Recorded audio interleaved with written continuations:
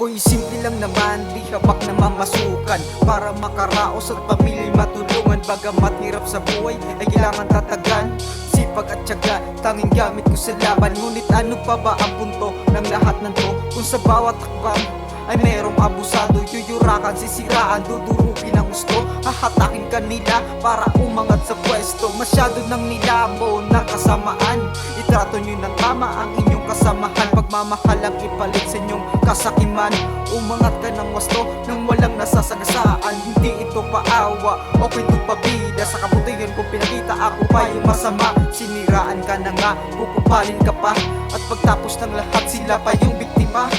Alam mo sa trabaho, maraming abusado. Pag wala kang bitaw, ituturing kang parang aso, yan ang amo. Makikinig sa kasinungalingan, anak-anakan kung tawagin niya to sa pangalan. Alam mo sa trabaho, maraming abusado. Pag wala kang bitaw, ituturing kang parang aso, yan ang amo. Makikinig sa kasinungalingan, anak-anakan kung tawagin niya to sa pangalan. Sa unang araw ng pagpasok sa trabaho, doon mo makikita kung sino bang makatao. Duty ng maaga, oras sobra-sobra pa. Doon mo malalaman kung mahalaga ka ba sa mga pangyayari na hindi inaasahan. Simula ng tinaboy parang di napakinabangan, kahit na anong sipag ipakita sa trabaho. Marami talaga sa trabaho na abusado, maraming aso na sa'yo laging nakabantay. Titignan nila kung paano ka sumablay. Mga pagkakamali mo yun ang laging nakikita, pero yung tamang nagawa mo yun ang hindi masikmura. Yan ang amo, makikinig sa kasinungalingan. Mga anak-anakang kung tawagin sa pangalan. Ano, kamusta na mga lintan nakadikit sa amo? Mga malinyo ay laging nakapikit.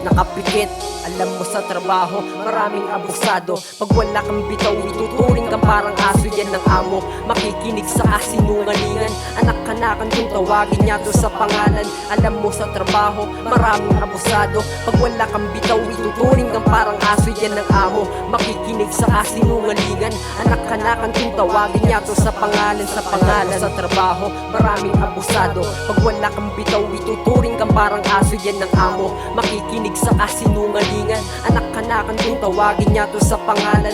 Alam mo sa trabaho, maraming abusado. Pag wala kang bitaw, ituturing kang parang aso, yan ang amo. Makikinig sa kasinungalingan, anak-anakan kung tawagin niya to sa pangalan. Sa trabaho, maraming abusado. Pag wala kang bitaw, ituturing kang parang aso, yan ang amo. Makikinig sa kasinungalingan, anak-anakan kung tawagin niya to sa pangalan. Alam mo sa trabaho, maraming abusado. Pag wala kang bitaw, ituturing kang parang aso, yan ang amo. Makikinig sa kasinungalingan, anak-anakan kung tawagin niya to sa pangalan.